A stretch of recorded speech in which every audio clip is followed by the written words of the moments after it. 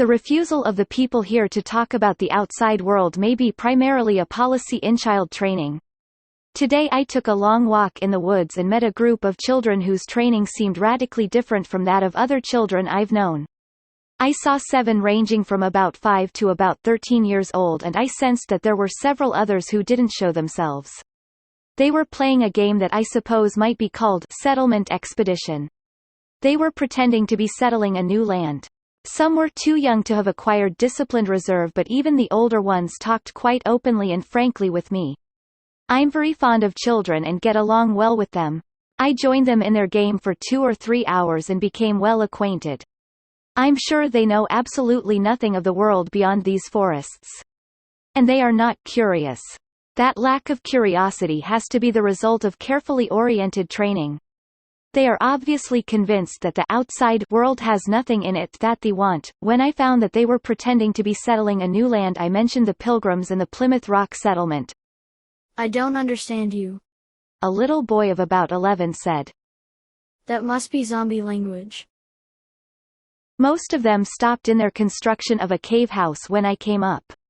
They seemed happy to see me and talk to me. I didn't surprise them. Part of their game was to have lookouts in all directions, and word of my approach had been passed on ahead of me. I asked, "What do you know about zombies and zombie language?"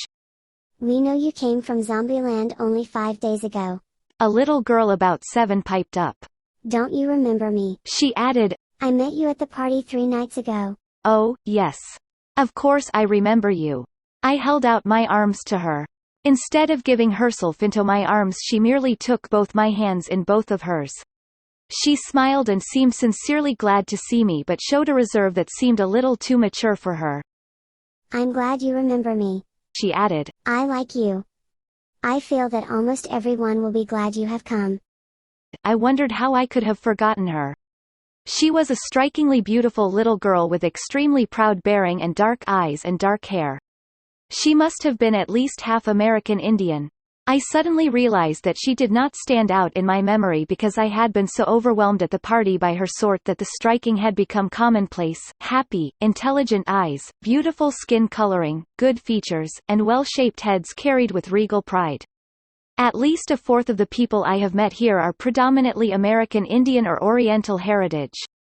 I am reasonably sure that people of American Indian, Chinese, and Japanese blood are here, along with European races. Also, there may be some people here from the Pacific Islands, but I'm not sure. The mixing seems to be only a few generations back, and some are obviously all Oriental or American Indian and some are all Northern European. The children were a fair sampling of the people who had been at the party. I looked them all over quickly but could remember seeing none at the party but the girl.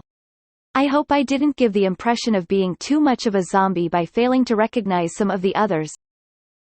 "Where is this Zombieland you talk of, and what do you think it is like?" I asked, and looked around at the 6 children who had stopped their work to talk to me.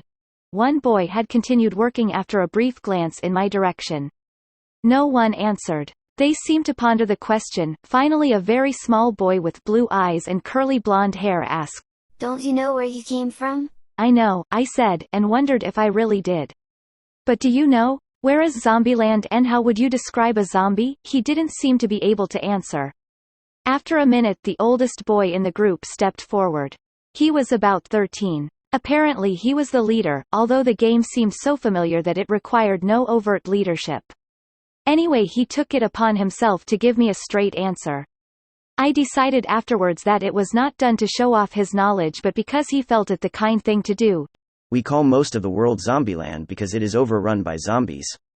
There are a few settlements like Camp 38, but on a world map they are so small that they just look like dots. Zombies are people who have become sort of sleepwalkers. They speak and understand a language that doesn't relate to reality, and their actions can be completely controlled through this language. Some zombies have been given names or titles which makes the others think of them as controllers. When they use words in a certain way, all the other zombies do what they are told."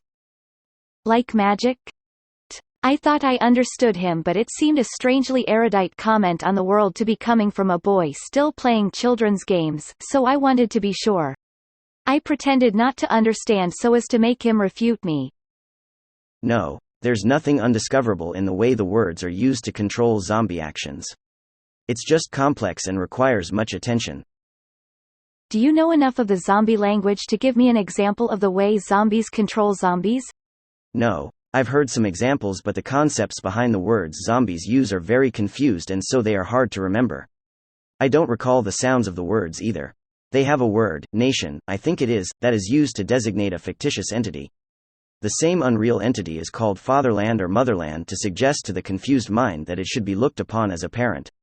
Then certain controller zombies are given certain things that they can say which will be heard by the others as if it were the voice of the imaginary entity, the fatherland or whatever it is. In that way a non-existent parent is believed to be speaking and adults obey as if they were little children. You seem to know more than you take credit for. Would you like me to tell you more about zombies and Zombieland? No. I understand that it would be a fail strategy to try colonizing Zombieland by relating to zombie concepts. The people colonizing would become zombies. And just to study it for idle amusement or in the hope of salvaging some of the fully conditioned zombies I think would be a poor use of my time and effort. I would not want to become seriously interested in psychiatry. The word psychiatry hit me full in the face. I remembered what I was writing a couple of days ago, comparing my feelings to the awakening of a patient in an insane asylum, and thought it was time to demonstrate my sanity. I asked about what they were building.